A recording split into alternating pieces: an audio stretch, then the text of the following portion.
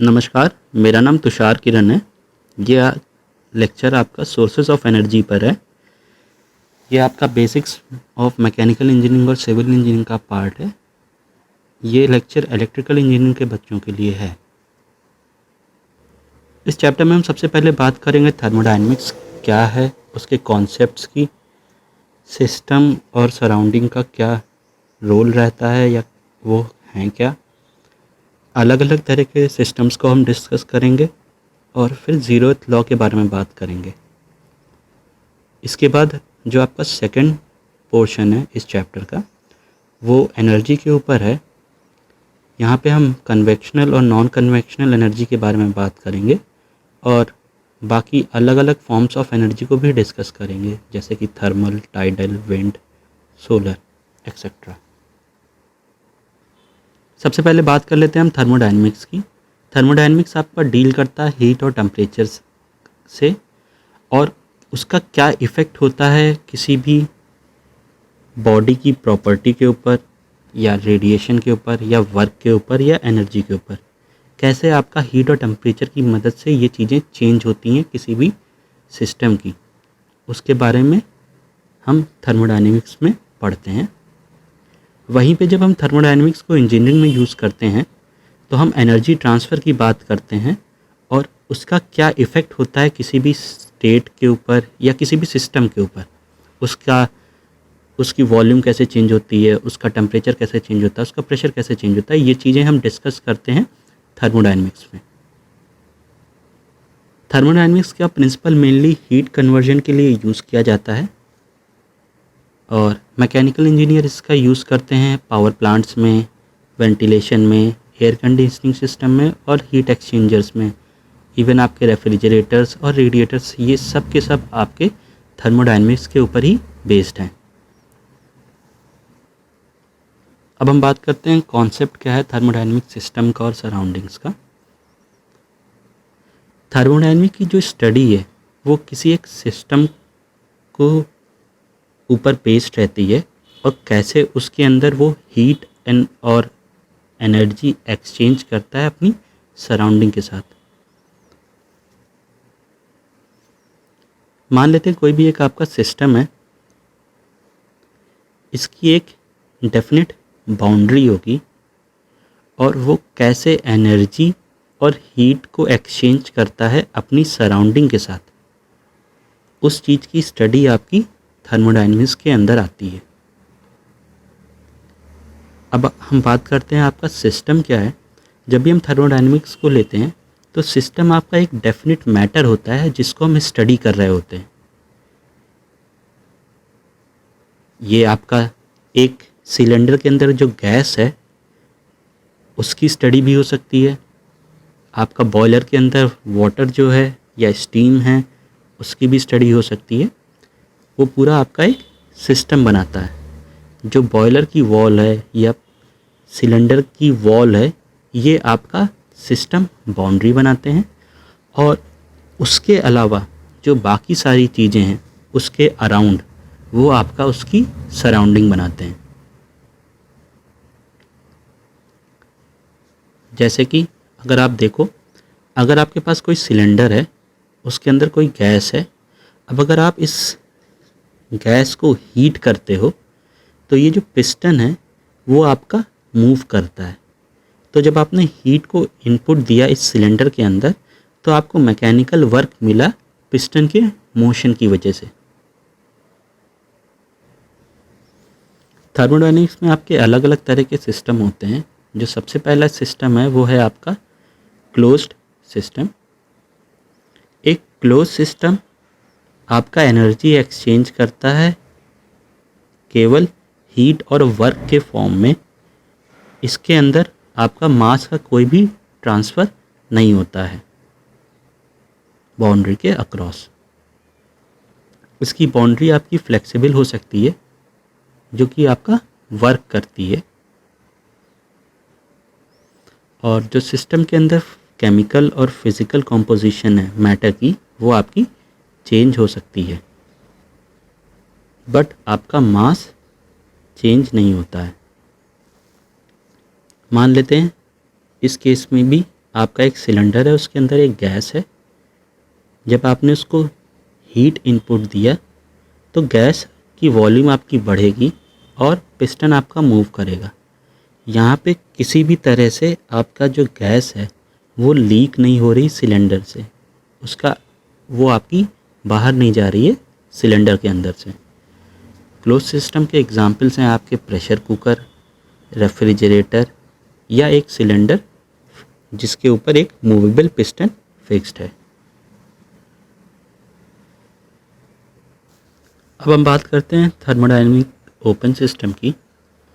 Open system वो system होते हैं जिसमें आपका एनर्जी ट्रांसफ़र वर्क की तरह या एनर्जी ट्रांसफ़र हीट की तरह होता है, और साथ ही साथ इसके अंदर जो मास का ट्रांसफ़र है वो भी होता ही रहता है साथ साथ।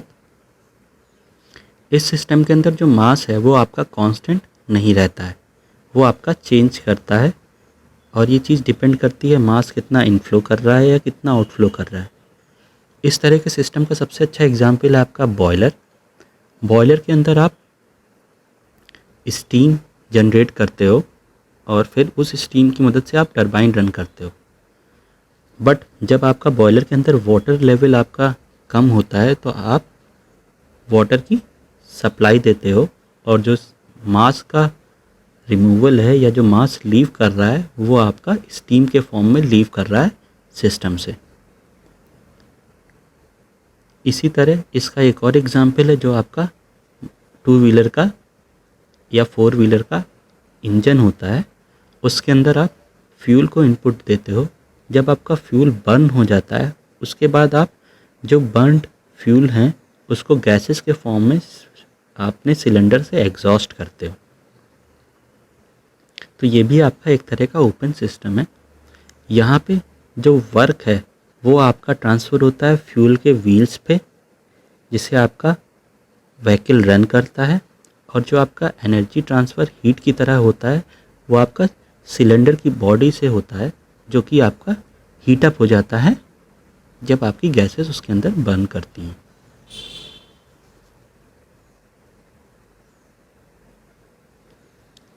इसके बाद आपका आता है एडियाबैटिक सिस्टम। एडियाबैटिक सिस्टम के अंदर आपका जो हीट ट्रांसफ़र होता है वो आपका ज़ीरो होता है, यानी कि आपका सिस्टम से हीट का इनफ्लो और आउटफ्लो नहीं होता है। तो आपकी जो एडियाबैटिक सिस्टम के केस में जो आपकी वॉल्स होती हैं सिस्टम की या सिस्टम की बाउंड्रीज, वो आपकी थर्मली इंसुलेटेड होती हैं, और इस सिस्टम में आपका जो एनर्जी ट्रांसफ़र होता है वो केवल वर्क के फॉर्म में होता है। इसके बाद आपका आता है आइसोलेटेड सिस्टम। आइसोलेटेड सिस्टम आपका फिक्स्ड मास और एनर्जी का सिस्टम होता है। इसमें एनर्जी किसी भी तरीके से एक्सचेंज नहीं होती है, ना ही आपका मास चेंज हो रहा होता है। इस केस में आपका सिस्टम ना तो आपकी सराउंडिंग की वजह से इन्फ्लुएंस होता है या वो आपकी सराउंडिंग को किसी तरह इन्फ्लुएंस करता है। जैसे कि आपका थर्मस फ्लास्क के अंदर अगर आप कोई भी लिक्विड रखो तो वो आपकी जिस टेम्परेचर पे आप रखते हो वो उसी टेम्परेचर पे मेंटेन रहती है। तो थर्मस फ्लास्क आपका एक तरह का आइसोलेटेड सिस्टम है। इस केस में आपका ना ही मास का एक्सचेंज होता है, ना ही एनर्जी का एक्सचेंज होता है। एनर्जी का एक्सचेंज यहाँ पे ना ही हीट के फॉर्म में होता है, ना ही वर्क के फॉर्म में होता है। इसके बाद आता है आपका होमोजीनियस सिस्टम। होमोजीनियस सिस्टम आपका सिंगल फेज का सिस्टम होता है। इसमें आपके कंटेंट थ्रू आउट सेम होते हैं, जैसे कि आपका अमोनिया का मिक्सचर वाटर में या मिक्सचर ऑफ एयर और वाटर वेपर। इसमें आप डिफरेंट फेजेस को अलग अलग नहीं कर सकते सिस्टम की, यानी कि आप कोई स्पेसिफिक बाउंड्री दो चीज़ों के बीच नहीं बना सकते हो। वहीं पे हीट्रोजीनियस सिस्टम वो सिस्टम होता है जिसके कंटेंट आपको अलग अलग दिखते हैं, यानी कि उसमें जो फेजेस हैं वो आपके कई तरह के हो सकते हैं। जैसे कि आपका मरकरी और वाटर का मिक्सचर है, उसमें आप मरकरी और वाटर को अलग अलग देख सकते हो। तो ये आपका एक तरह का हेट्रोजीनियस सिस्टम है। आप शुगर और सैंड का मिक्सचर लो या आप अपनी कंक्रीट को देखो, तो उसमें आप अलग अलग पार्टिकल्स को डिफ्रेंशिएट कर सकते हो। ये सारे आपके हेट्रोजीनियस सिस्टम होते हैं। अब हम बात करते हैं थर्मोडायनेमिक वर्क की। वर्क एक सिस्टम के अंदर एनर्जी ट्रांसफ़र को डिनोट करता है विदाउट एक रीज़न के कि आपका टेम्परेचर डिफरेंस उस चीज़ को ना कॉज कर रहा हो। अगर आपका टेम्परेचर डिफरेंस की वजह से एनर्जी ट्रांसफ़र होता है तो उसे हम हीट ट्रांसफ़र कहते हैं। और किसी तरह से और अगर आपका एनर्जी ट्रांसफ़र हो रहा है सिस्टम से तो वो आपका वर्क कहलाता है। अगर आप मैकेनिक्स पॉइंट ऑफ व्यू से देखो तो आपको पता है कि जो आपका वर्क होता है वो होता है फोर्स इनटू dx। यहाँ पे dx आपका डिस्प्लेसमेंट को डिनोट कर रहा है। थर्मोडायनेमिक्स में आपके दो तरह के वर्क होते हैं, एक वर्क ऑन द सिस्टम और एक work by the system. Work on the system वो वर्क होता है जो आप सिस्टम के ऊपर कर रहे होते हो। जैसे कि अगर किसी आप सिलेंडर या पिस्टन का अरेंजमेंट लो और जब आप पिस्टन को प्रेस करते हो तो जो सिलेंडर के अंदर गैसेज हैं आप उसके ऊपर वर्क कर रहे हो, उसको कंप्रेस कर रहे हो। और वहीं पे जब गैसेज अपने आप पिस्टन को मूव करती हैं तो वो जो वर्क होता है वो वर्क आपका बाय द सिस्टम होता है। इसी तरह जब आप प्रेशर को देखो उस सिलेंडर के अंदर तो वो आपका होता है फोर्स अपॉन एरिया, और जो आपका डिस्प्लेसमेंट होता है सिलेंडर के अंदर वो आपका वॉल्यूम चेंज होता है, जिसे आप A इंटू डी एक्स से डिनोट करते हो। अब अगर आप वर्क ऑन द सिस्टम निकालो तो वो आपका हो जाता है P इंटू डी वी। यहाँ पर आप देखो तो जो P है वो है आपका F बाई A और जो आपका डी वी है वो है आपका A इंटू डी एक्स। तो ये A और ये कैंसिल हो जाता है, तो फाइनली जो वर्क आपका आता है वो आता है F इंटू डी एक्स। तो इस केस में जो आपका वर्क है वो आपका डिनोट किया जाता है pressure into change in volume से।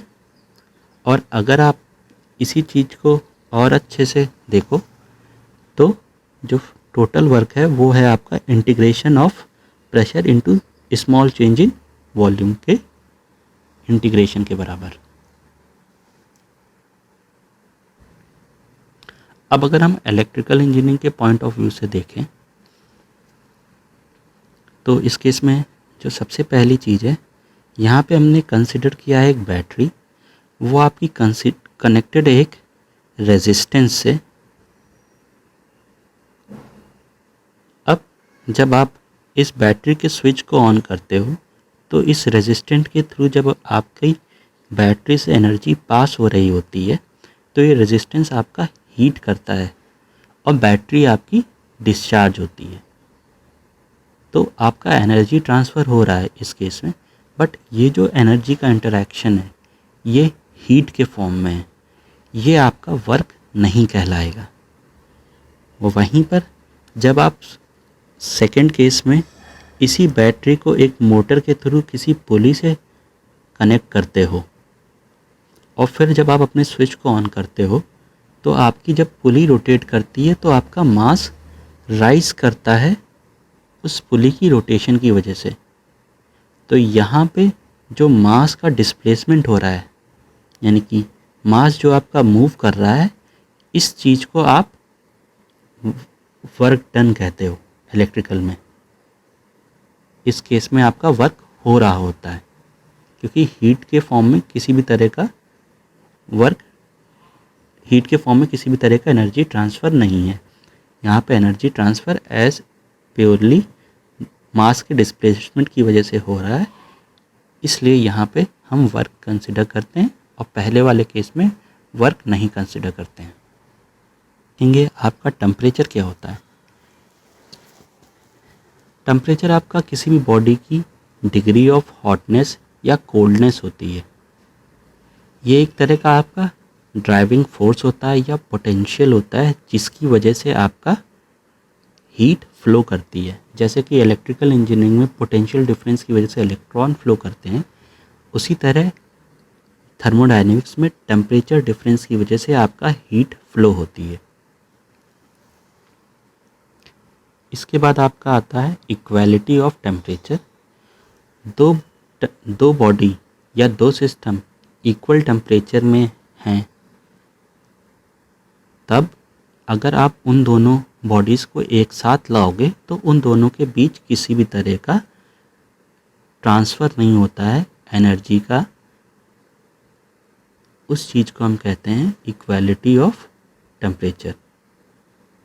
यहाँ पे जो ट्रांसफ़र होगा वो आपका हीट का होगा, ना कि एनर्जी का। इसके बाद आता है आपका 0th लॉ ऑफ थर्मोडायनामिक्स। ये लॉ आपका ये कहता है, अगर आपके पास दो सिस्टम हैं जो कि इक्वल टेम्परेचर पे हैं और इसमें से कोई भी एक सिस्टम आपका किसी थर्ड सिस्टम के साथ इक्वल टेम्परेचर पे है, तो आप ये कह सकते हो कि ये जो तीनों बॉडीज़ हैं या तीनों सिस्टम्स हैं, ये सारे के सारे आपके एक दूसरे के साथ थर्मल इक्विलिब्रियम में हैं। उन सब के टेम्परेचर आपके कांस्टेंट हैं। अगर आप इन सब को आसपास रखोगे एक दूसरे से, तो इन तीनों में आपस में हीट का फ्लो नहीं होगा। जो आपका 0th लॉ है वो आपका बेसिस प्रोवाइड करता है टेम्परेचर के मेजरमेंट का। जो आपका थर्मोमीटर आप यूज़ करते हो टेम्परेचर के मेजरमेंट को करने के लिए, वो आपका एक तरह का थर्ड बॉडी की तरह काम करता है और ये टेम्परेचर को कंपेयर करता है और आपको बताता है किसी अननोन टेम्परेचर को कैलकुलेट कर। अब हम बात करते हैं एनर्जी की। ये आपका दूसरा पोर्शन है इस चैप्टर का। एनर्जी को हम डिफाइन करते हैं कैपेसिटी टू डू वर्क। एक बॉडी कितना काम कर सकती है वो उस बॉडी के एनर्जी के ऊपर डिपेंड करता है, या एक सिस्टम कितना वर्क कर सकता है वो उस सिस्टम की एनर्जी के ऊपर डिपेंड करता है। जो आपका law of conservation of energy है वो ये कहता है कि energy can not be created not destroyed but it can be transferred from one form to another. यानी कि हम एनर्जी को ना क्रिएट कर सकते हैं ना डिस्ट्रॉय कर सकते हैं, उसके फॉर्म को चेंज कर सकते हैं। यानी कि आप हीट एनर्जी को चेंज कर सकते हो मैकेनिकल में, मैकेनिकल को चेंज कर सकते हो हीट में, या इलेक्ट्रिकल को चेंज कर सकते हो मैकेनिकल में, या मैकेनिकल को चेंज कर सकते हो इलेक्ट्रिकल में। आपके एनर्जी के कन्वर्जन्स पॉसिबल हैं, बट आप एनर्जी को क्रिएट और डिस्ट्रॉय नहीं कर सकते हो। आपकी अलग अलग तरह की एनर्जीज़ होती हैं, mechanical, electrical, chemical, heat, light, sound, potential, kinetic और न्यूक्लियर। आपके कई डिफरेंट सोर्सेज ऑफ एनर्जी हैं। पहला है आपका fossil fuel, geothermal, solar, nuclear, tidal, या आपका बायोमास। ये सब आपके एनर्जी के सोर्स होते हैं। आप जो इन चीज़ों में एनर्जी स्टोर्ड होती है उसको यूटिलाइज करके आप एनर्जी को कन्वर्ट करते हो अपने यूजेबल फॉर्म्स में, जो कि आपकी मैकेनिकल या इलेक्ट्रिकल एनर्जीज़ हैं। एनर्जीज़ के सोर्सेज आपके मेनली दो तरह से क्लासीफाई किए जाते हैं। पहला है आपका कन्वेक्शनल एनर्जी सोर्सेज और दूसरा है आपका नॉन कन्वेक्शनल एनर्जी सोर्सेज। जो कन्वेक्शनल एनर्जी सोर्सेज हैं वो आपके बहुत सालों से यूज़ किए जा रहे हैं और ये आपके नॉन रिन्यूएबल एनर्जी सोर्सेज होते हैं। ये आपके डिप्लीट करते हैं या कुछ समय बाद ख़त्म हो जाएंगे, जैसे कि आपका कोल है, पेट्रोलियम है, ऑयल है, या नेचुरल गैस है। ये सब आपके कन्वेक्शनल एनर्जी सोर्सेज हैं। इलेक्ट्रिसिटी भी अब आपका एक कन्वेक्शनल एनर्जी सोर्सेज में आता है। और इलेक्ट्रिसिटी क्योंकि आपकी प्रोड्यूस होती है न्यूक्लियर, थर्मल और हाइड्रो इलेक्ट्रिसिटी से, ये तीनों के तीनों आपके non renewable sources of energy हैं। ये एक बार आप यूज़ करते हैं तो ये ख़त्म हो जाते हैं। वहीं पे आपके जो नॉन कन्वेक्शनल एनर्जी सोर्सेज हैं ये आपके एबेंडेंट होते हैं, ये आपके कन्वेक्शनली या आप इनको ज़्यादा यूज़ नहीं करते हो। ये सारे सोर्सेज ऑफ एनर्जी आपके अनलिमिटेड हैं और इनको अभी तक हमने पूरी तरीके से यूटिलाइज भी नहीं किया है। इस केस में आपका आता है सोलर, विंड, टाइडल या जियोथर्मल। ये सारे के सारे आपके नॉन कन्वेक्शनल एनर्जी रिसोर्सेज हैं। जो सबसे पहला है आपका वो है थर्मल एनर्जी। थर्मल एनर्जी आपकी मेनली ऑब्टेन होती है जब आप किसी फ्यूल को बर्न करते हो, तो आपको जो हीट मिलती है वो आपकी एक तरह की थर्मल एनर्जी होती है। ये मेनली आपको फॉसिल से मिलती है। फॉसिल्स आपके बहुत सालों से अर्थ की क्रस्ट के अंदर दबे हुए होते हैं। इन्हें हम एक्सट्रैक्ट करते हैं और बर्न करते हैं तो हमें हीट एनर्जी मिलती है। जब भी हम फॉसिल फ्यूल को बर्न करते हैं तो हम उसकी मदद से एक बॉयलर के अंदर स्टीम प्रोड्यूस करते हैं और इस स्टीम को जब हम बाहर ले जाकर किसी टरबाइन को रन करते हैं तो आपकी मैकेनिकल एनर्जी प्रोड्यूस होती है। और जो आपकी स्टीम है जिसको आपने टरबाइन के अंदर बर्न किया, वो आपकी थोड़े समय के बाद जब अपनी हीट रिलीज़ कर देती है टरबाइन को रन करते हुए, तो वो वापस कंडेंस करके वापस रीसप्लाई कर दी जाती है बॉयलर के अंदर। अब जो आपकी मैकेनिकल एनर्जी मिल रही है टरबाइन को रन करके, उसकी मदद से हम अपने इलेक्ट्रिक जनरेटर को रन करते हैं और फाइनली अपनी इलेक्ट्रिकल एनर्जी प्रोड्यूस करते हैं। तो यहाँ पे आपने फ्यूल की जो थर्मल एनर्जी है उसको कन्वर्ट किया है अपनी फाइनली इलेक्ट्रिकल एनर्जी के अंदर। जो अगला सोर्स ऑफ एनर्जी है वो है आपका हाइडल एनर्जी। इस केस में आप वाटर को यूज़ करते हो इलेक्ट्रिकल पावर को जनरेट करने के लिए। यहाँ पे आपको वाटर को स्टोर करना पड़ता है किसी भी हायर लेवल पे, ताकि उस वाटर के अंदर आपकी पोटेंशियल एनर्जी आ जाए। अब ये जो वाटर है जब आप उसे किसी हाइट से गिराते हो तो वो रन करता है, तो वाटर की जो पोटेंशियल एनर्जी है वो आपकी चेंज हो जाती है काइनेटिक एनर्जी में, और इस काइनेटिक एनर्जी को यूज़ करके आप अपनी टरबाइंस को रन करते हो। और फिर आप कि जब टरबाइंस रन करती हैं तो आपको वापस मैकेनिकल एनर्जी मिलती है और इस मैकेनिकल एनर्जी से आप दोबारा इलेक्ट्रिकल जनरेटर को रन करके इलेक्ट्रिकल पावर प्रोड्यूस करते हो। तो यहाँ पे जो हाइडल एनर्जी है वो मेनली आपकी एक ही बार यूज़ हो सकती है। क्यों? क्योंकि आपको वाटर को एक हायर हाइट पे स्टोर करना पड़ता है, और एक बार जब आप का वाटर उस हाइट से नीचे गिर जाता है तो आपको उसको फिर उस हाइट पे ले जाने के लिए उतनी ही पावर खर्च करनी पड़ती है। इसलिए हम इसका यूज़ डैम्स पर करते हैं, जहाँ पे आप पहाड़ से वाटर को नीचे गिराते हो और फिर अपनी टरबाइंस को रन करते हो। ये मेनली वहीं पे यूज़ हो सकती हैं जहाँ पे आपकी नेचुरल रिजर्वायर्स हैं। जो अगला सोर्स ऑफ एनर्जी है वो है आपका टाइडल एनर्जी। टाइडल एनर्जी आपका सीज में होता है। ये मेनली आपका मून और सन की वजह से जो ग्रेविटेशनल पुल होता है मून और सन का, उसकी वजह से सीज के अंदर आपकी टाइड्स जनरेट होती हैं। टाइडल एनर्जी को यूज़ करने के लिए आपको सी शोर पे पॉन्ड्स बनाने पड़ेंगे, और इन पॉन्ड्स के एंट्री पे आपको टरबाइंस रखनी पड़ेंगी, और ये टरबाइंस आपकी एक स्पेसिफिक गेट पर होंगी।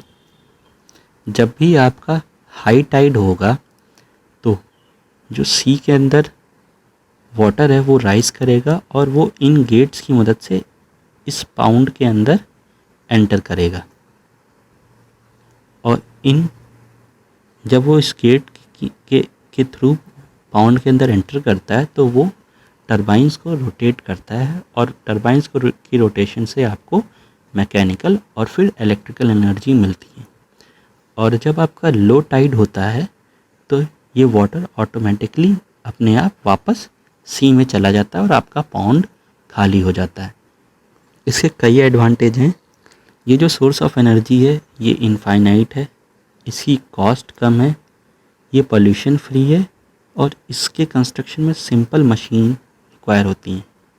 बट इसके कई डिसएडवांटेजेस भी हैं। जो सबसे बड़ा डिसएडवांटेज है कि ये केवल आपका कोस्टल रीजन पे ही इस्टेब्लिश किया जा सकता है, यानी कि सी सोर्स पे ही आप इसको लगा सकते हो। इस केस में जब आप केवल इसको सी सोर्स में लगा सकते हो तो आपकी ट्रांसमिशन कॉस्ट भी बढ़ जाती है और जो टाइड की इंटेंसिटी है वो आपकी कंट्रोल में नहीं है, वो आपके कंट्रोल में नहीं है, तो आपको उसके लिए भी कैलकुलेशंस करनी पड़ती है। जो आपका अगला फॉर्म ऑफ एनर्जी है वो है आपकी विंड एनर्जी। विंड एनर्जी की मदद से हम अपने विंड मिल्स को रन करते हैं और ये विंड मिल्स कनेक्टेड होते हैं टरबाइन से और ये जब टरबाइन आपकी रोटेट करती हैं तो आपको मैकेनिकल एनर्जी मिलती है और ये मैकेनिकल एनर्जी फिर आप इलेक्ट्रिकल जनरेटर को ट्रांसफ़र करते हो और आपको इलेक्ट्रिकल पावर मिलती है। इस केस में जो विंड आपकी रन कर रही होती है वो आपकी टेम्परेचर डिफरेंस की वजह से मूव करती है एक जगह से दूसरी जगह अर्थ की सरफेस पे। तो ये जो फ्लोइंग विंड है आप उसका यूज़ करते हो अपनी बड़ी बड़ी टरबाइंस को रन करने के लिए, जो कि आपकी विंड मिल से कनेक्टेड होती हैं और फिर आप विंड की पावर को हार्नेस करके इलेक्ट्रिकल पावर जनरेट करते हो। जो अगली सोर्स ऑफ एनर्जी है वो है आपकी सोलर एनर्जी। सोलर एनर्जी आपको सन से मिलती है। अर्थ पर maximum sources of energy directly या इनडायरेक्टली सन से ही मिलती हैं। केवल आपकी न्यूक्लियर और जियोथर्मल एनर्जी सन पे डिपेंडेंट नहीं है, बाकी सारी जितनी भी सोर्सेज ऑफ एनर्जी हैं वो डायरेक्टली या इनडायरेक्टली सोलर एनर्जी पर डिपेंड करती हैं। सोलर एनर्जी को हार्नेस करने के 3 तरीके हैं। जो सबसे पहला तरीका है वो है आपका लेंस टेक्निक, दूसरा है आपका रिफ्लेक्शन टेक्निक और तीसरा है आपका फोटोवोल्टिक सोलर सेल।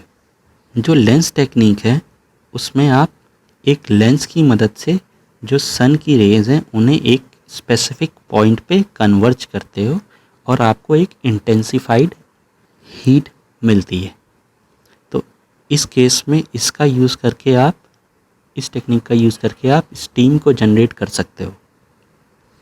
वहीं पे रिफ्लेक्टर टेक्निक में आप मिरर्स को यूज़ करके सन की लाइट को या सन की एनर्जी को एक स्पेसिफिक पॉइंट पे रिफ्लेक्ट करते हो। ये टेक्निक आपकी सोलर कुकर्स में यूज़ होती है जहाँ पे आप खाना बनाते हो सन की एनर्जी को यूज़ करके। तो वहीं पे जो आपकी तीसरा केस है वो है आपका फोटोवोल्टिक सेल का। जब भी आपकी सन की एनर्जी या light energy in photovoltaic sales पे पड़ती है तो वो ऑटोमेटिकली आपका इलेक्ट्रिकल एनर्जी को प्रोड्यूस करते हैं। तो इन 3 मेथड से आप अपनी सोलर एनर्जी को कन्वर्ट कर सकते हो अपने यूजेबल फॉर्म ऑफ एनर्जीज़ में। जो अगली कैटेगरी है वो है आपकी बायोमास एनर्जी की। जो वेस्ट आपका एग्रीकल्चर फार्म्स पे मिलता है या शुगर केन का रेजिड्यू जो होता है, सीवेज, सिट ऑफ एनिमल, ये सब आपकी ऑर्गेनिक रेजिड्यू आते हैं बायोमास के अंदर। इनको हम यूज़ करके एनर्जी को प्रोड्यूस कर सकते हैं। जैसे कि काऊ डंग को आप यूज़ करके डायरेक्टली बर्न करके हीट एनर्जी ऑब्टेन कर सकते हो। तो जो काऊ डंग है वो आपका एक तरह का बायोमास है। बायोमास एनर्जी को यूज़ करने के दो तरीके हैं। पहला है डायरेक्ट बर्निंग ऑफ बायोमास। यहाँ पे आप काऊ डंग को ड्राई करके और फिर उसे बर्न कर सकते हो, और जो आपकी उसको बर्न करने पे हीट एनर्जी मिलती है उससे आप स्टीम जनरेट करके वापस अपना इलेक्ट्रिसिटी प्रोड्यूस कर सकते हो। और जो अगला तरीका है वो है आपका गैसिफिकेशन का। इस केस में आप अपने जितना भी आपका बायोमास है उसे आप एक स्पेशल टैंक में रखते हो और ऑक्सीजन की एब्सेंस में फर्मेंटेट करते हो। और जब आप ऐसा करते हो तो आपको मीथेन गैस मिलती है। ये मीथेन गैस को आप डायरेक्टली यूज़ कर सकते हो as an source of energy, जो कि आपकी हीट एनर्जी देगी। इसको आप बंद करके, या आप इसकी मदद से स्टीम जनरेट करके अपने टरबाइंस को रन करके इलेक्ट्रिकल एनर्जी प्रोड्यूस कर सकते हो। जो अगला फॉर्म ऑफ एनर्जी है वो है आपका न्यूक्लियर एनर्जी। न्यूक्लियर एनर्जी आपकी मिलती है अनस्टेबल एटम से। ये मेनली आपका फ्यूज़न या फिशन रिएक्शन से प्रोड्यूस होती है। जो फ्यूज़न प्रोसेस है इसमें आप दो छोटे न्यूक्लियस को कंबाइंड करके एक बड़ा न्यूक्लियस या एक कॉम्प्लिकेटेड न्यूक्लियस बनाते हो। और जब आपका नया या बड़ा न्यूक्लियस बनता है तो आपको एनर्जी मिलती है। सन की सरफेस के ऊपर जो एनर्जी प्रोड्यूस होती है वो आपकी फ्यूज़न रिएक्शन की वजह से ही होती है। इसी तरह जो आपका दूसरा केस है वो है आपका फिशन रिएक्शन का। यहाँ पे आप एक हैवी न्यूक्लियस को बम्बार्ड करते हो न्यूट्रॉन से, और फिर ये जो न्यूट्रॉन है वो उस हैवी न्यूक्लियस को ब्रेक करता है छोटे न्यूक्लियस में और न्यूट्रॉन्स में। और ये जो नया न्यूट्रॉन है वो दोबारा आपका जो दूसरा न्यूक्लियस है उसे ब्रेक करता है एक और न्यूट्रॉन में और दो छोटे न्यूक्लियसेस में। तो ये जब प्रोसेस हो रहा होता है तो हर स्टेप पर आपकी एनर्जी रिलीज़ होती है। फिशन रिएक्शन आपकी अनकंट्रोलेबल रिएक्शन होती है। एक बार शुरू हो जाती है तो जब तक पूरा का पूरा आपका मटेरियल या जितने भी न्यूक्लियसेस हैं वो ब्रेक नहीं कर जाते तब तक ये बंद नहीं होती। और फ्यूज़न रिएक्शन आपकी एक तरह की कंट्रोल्ड रिएक्शन होती है। न्यूक्लियर रिएक्शन के लिए आपको फ्यूल्स की ज़रूरत पड़ती है। तो जो आपके अलग अलग एटम्स हैं वो आपके एक्ट करते हैं न्यूक्लियर फ्यूल की तरह। इसमें आपका यूरेनियम, थोरेनियम, प्लूटोनियम और यूरेनियम ऑक्साइड आता है। इस केस में जो आपकी रिएक्शंस हैं वो न्यूक्लियर रिएक्टर में की जाती हैं, और फिर जो आपकी एनर्जी प्रोड्यूस होती है उसे आप बॉयलर्स में यूज़ करते हो स्टीम को जनरेट करने के लिए। और ये स्टीम वापस आपकी टरबाइन को रन करती है, और फिर टरबाइन की को यूज़ करके आप एक जनरेटर को मूव करते हो और आपको इलेक्ट्रिकल एनर्जी प्रोड्यूस होती है। यहाँ पे आपका ये पोर्शन सोर्सेज ऑफ एनर्जी ख़त्म होता है। इस लेक्चर को प्रिपेयर करने के लिए basics of mechanical engineering and civil engineering की बुक यूज़ की गई है, जो कि लिखी गई है प्रदीप कुमार के द्वारा। Thank you.